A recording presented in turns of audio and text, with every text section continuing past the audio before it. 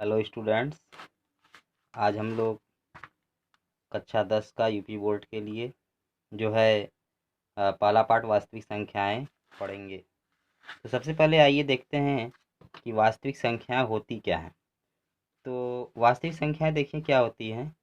ऐसी संख्याएं जिन्हें संख्या रेखा पर दर्शाया जा सके वास्तविक संख्याएं कहलाती हैं। ठीक है, जैसे ये संख्या रेखा हो गया आपका, ये क्या हो गया, एक संख्या रेखा हो गया। इस पर आप लोग देखिए, कि ये सब संख्याएं लिखी हुई हैं 1 दशमलव -1.21 या -121/100। ठीक है, -2 -1 0 1 2 1.1 या 11/10।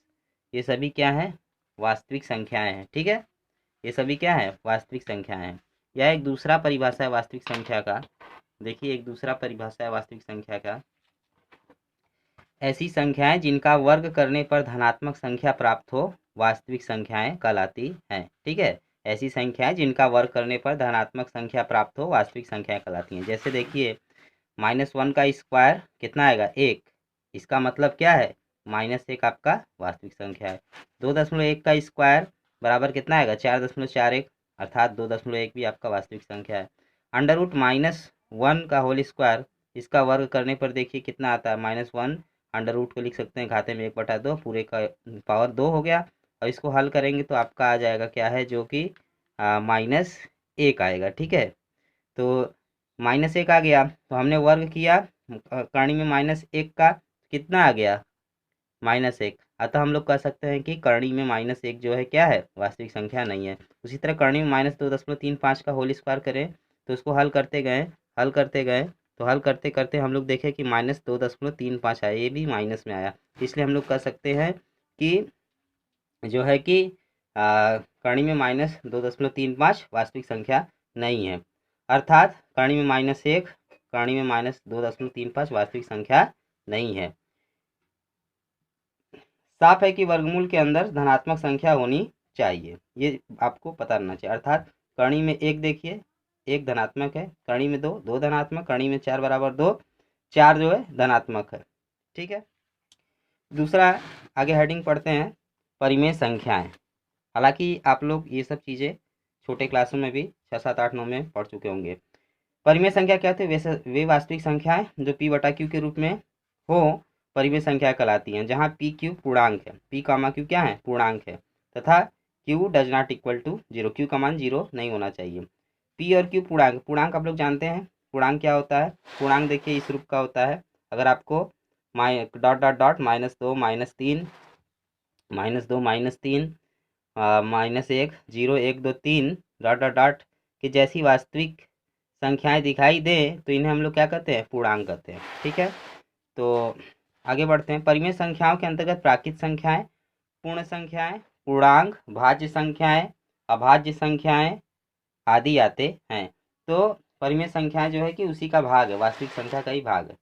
वास्तविक संख्या के 2 भाग होते हैं, परिमेय संख्या और अपरिमेय संख्या। अब आगे बढ़ते हैं पूर्णांक।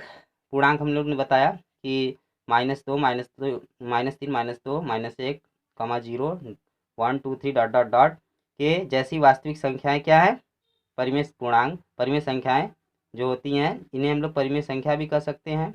पूर्णांकों के प्रकार देखिए, पूर्णांक 3 प्रकार के होते हैं। ऋण पूर्णांक होता है, शून्य पूर्णांक होता है, और एक होता है आपका धनात्मक पूर्णांक। ऋण पूर्णांक क्या होता है, अगर आपको डॉट डॉट डॉट -3 -2 -1 इस रूप के पूर्णांक दिखाई दे लिखे हुए कहीं भी, तो आप इसे कह सकते हैं कि ये ऋण पूर्णांक है। दूसरा है आपके पास दूसरा है जो है कि शून्य पूर्णांक। शून्य पूर्णांक क्या होता है, सिर्फ शून्य लिख दिए, यही शून्य पूर्णांक कहलाएगा। धनात्मक या धन पूर्णांक क्या होता है, 1 2 3 डॉट डॉट डॉट धनात्मक पूर्णांक कहलाते हैं। ठीक है, ऋणोत्तर पूर्णांक या पूर्ण संख्या किसे कहते हैं, प्राकृत संख्या और जीरो को लेकर बनी संख्याएं ऋणोत्तर पूर्णांक या पूर्ण संख्या कहलाती है। अर्थात 0, 1, 2, 3 ये ऋणोत्तर पूर्णांक कहलाएंगे या तो पूर्ण संख्याएं कहलाएंगी। अगला हेडिंग, शून्योत्तर पूर्णांक। शून्य को छोड़कर सभी पूर्णांक शून्योत्तर पूर्णांक कहलाते हैं। जैसे देखिए, अर्थात डॉट डॉट डॉट -3 -2 -1 कामा 1 2 3 ये सभी क्या कहलाएंगे? शून्येतर पूर्णांक कहलाएंगे। सम संख्याएं किसे कहते हैं? सम संख्या क्या होती है? ऐसी वास्तविक संख्याएं जो 2 से पूर्णतया विभाज्य सम संख्या कहलाती है। जैसे -2, 0, 2, 2.56 ये सभी क्या है? सम संख्याएं। विषम संख्याएं क्या होती हैं? विषम संख्या देखिए क्या होती हैं? ऐसी संख्या जो 2 से पूर्णतया विभाज्य न हो, ऐसी संख्या जो 2 से न कटे, विषम संख्याएं कहलाती हैं। जैसे -3, -1, 1, 3, 2.53 ये सभी 2 से नहीं कट रही, इसलिए ये सब संख्या क्या कहलाएंगी? विषम संख्याएं कहलाती हैं। सबसे पहले हम लोग देखते हैं अभाज्य संख्याएं। ऐसी संख्याएं जो 1 से बड़ी हो तथा स्वयं से पूर्णतः विभाजित हो। ऐसी संख्याएं जो 1 से बड़ी और स्वयं से पूर्णतः विभाजित हो अभाज्य संख्या कहलाती हैं।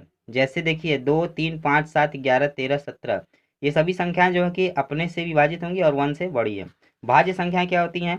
ऐसी संख्याएं जो 1 से बड़ी हो तथा अभाज्य न हो भाज्य संख्या कहलाती हैं। जैसे अब ये देखिए 4, 6, 9, 8, 10 ये सभी संख्याएं अभाज्य नहीं है। ये सभी संख्याएं अभाज्य नहीं लेकिन 1 से बड़ी हैं, तो ये सब संख्याएं क्या कहलाएंगी? भाज्य संख्या कहलाएंगी। सहअभाज्य संख्याएं ऐसी संख्याएं जो 1 से बड़ी, ऐसी संख्याएं जो 1 से बड़ी हो तथा स्वयं से पूर्णतः विभाजित हो। ऐसी दो संख्याएं सहअभाज्य संख्याएं कहलाती हैं यदि उनका HCF 1 आए। यदि उसका HCF अर्थात मौसा क्या है? 1 आए। जैसे HCF 2, 3 का HCF देखिए 1 आता है। 2, 3 का HCF क्या आता है? 1 आता है। इसलिए हम लोग कह सकते हैं कि जो है 2, 3 सहअभाज्य संख्याएं हैं। 9, 19 का HCF देखिए 1 आता है, इसलिए हम इसको क्या कर सकते हैं? 9 और 19 को कह सकते हैं कि ये दोनों क्या है? सहअभाज्य संख्याएं हैं। अगला हेडिंग आपके पास है अभाज्य संख्या को पता करने की विधि। अभाज्य संख्या को हम लोग कैसे पता कर सकते हैं? आइए देखते हैं अभाज्य संख्या के आखिर हम लोग कैसे पता कर सकते हैं। हम लोग को मान लीजिए एक संख्या दिया रहेगा तथा जांचना होगा कि यह संख्या अभाज्य है या नहीं। हम सबसे पहले क्या करेंगे? एक पूर्ण संख्या के लेंगे।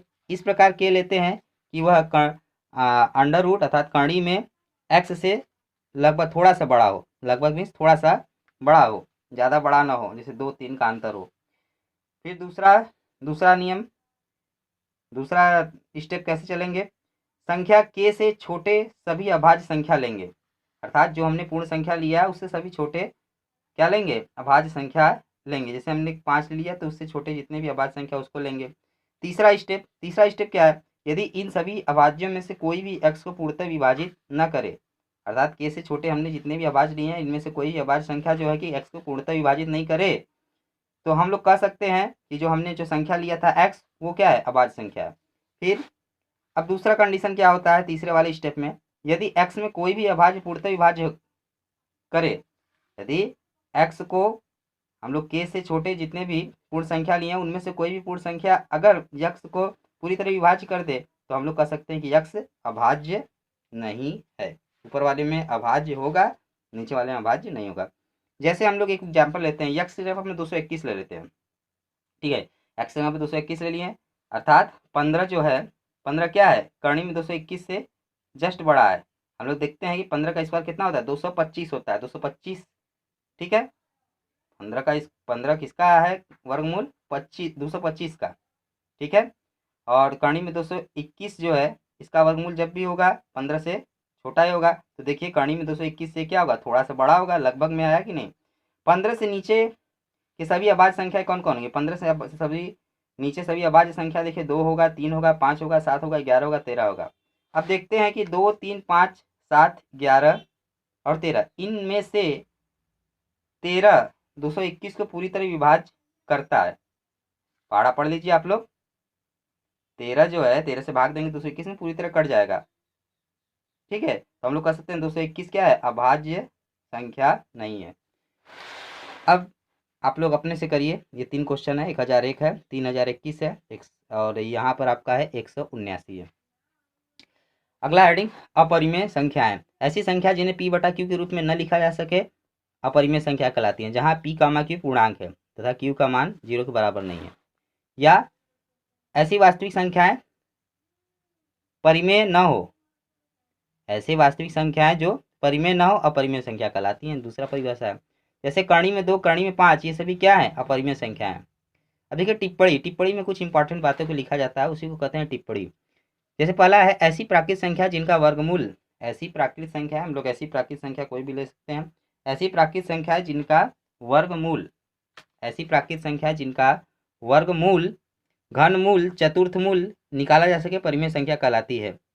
नहीं निकाल सके तो परिमेय संख्या नहीं तो क्या कहलाएगी? अपरिमेय संख्या। जैसे कर्णी में 4, इसका वर्गमूल देखिए, इसका वर्गमूल कैसे होगा? 4 के घाते 1/2 लिख सकते हैं। फिर इसको क्या कर सकते हैं? 4 को 2 का स्क्वायर लिख सकते हैं, पूरे के घाते 1/2 है, 2 के घाते 2 गुणे 1/2 गया, 2 से 2 कट गया, ठीक है। तो आपका कितना आ गया? 2 के घाते 1 बराबर 2 आ गया आंसर। तो कर्णी में 4 का मान कितना आ गया? 2, अर्थात इसका वर्गमूल पूरी तरह से निकाला जा सकता है। अब देखिए घनमूल, 8 का घनमूल कितना होगा? 8 के घाते 1/3 लिख सकते हैं घनमूल को, फिर 2 के घाते 8 को 2 घाते 3 लिख सकते हैं, उसका घात 1/3 है, हल करेंगे तो कितना आ गया? 2 आ गया। इसका घनमूल भी निकल गया। इसका मतलब हम लोग कह सकते हैं, क्या कह सकते हैं कि इसका क्या है? 8 का घनमूल भी निकाला जा सका, इसलिए 8 भी परिमेय संख्या है। कर्णी में 8, घनमूल 8 जो है क्या है? परिमेय संख्या है। वर्गमूल 4 परिमेय संख्या है, ठीक है। और 16 का चतुर्थ मूल हम निकाल रहे हैं, 16 का चतुर्थ मूल निकाल रहे हैं तो कितना आ गया? उसी तरह 2 आ गया। तो हम लोग इसको भी कह देंगे कि चतुर्थ 16 का चतुर्थ मूल, अर्थात ये जो पूरा है ये क्या है? परिमेय संख्या है। आगे ऐसे, दूसरा टिप्पणी में ऐसे अशांत दशमलव प्रसार जो अनवसानी अनावर्ती हो। आप लोग कक्षा 9 में ये चीजें पढ़े होंगे। अशांत दशमलव प्रसार, अशांत दशमलव प्रसार, ठीक है, 2 तरह के होते हैं, अनवसानी अनावर्ती, अनवसानी आवर्ती। तो वही है ऐसे अशांत दशमलव प्रसार जो अनवसानी अनावर्ती हो, अपरिमेय संख्या के दशमलव प्रसार कहलाते हैं। अपरिमेय संख्या के दशमलव प्रसार कहलाएंगे, अनवसानी अनावर्ती होगा तो। जैसे पाई, पाई हो गया, पाई का अगर दशमलव प्रसार हम लोग करेंगे तो अनवसानी अनावर्ती होगा, ठीक है। और देखिए 1.41, 411, 4 ट्रिपल 1, 4 4 बार 1, ये सभी क्या है? ये सभी अनवसानी अनावर्ती हैं। ये सभी रुक भी नहीं रहे हैं और रिपीट भी नहीं कर रहे हैं, ठीक है।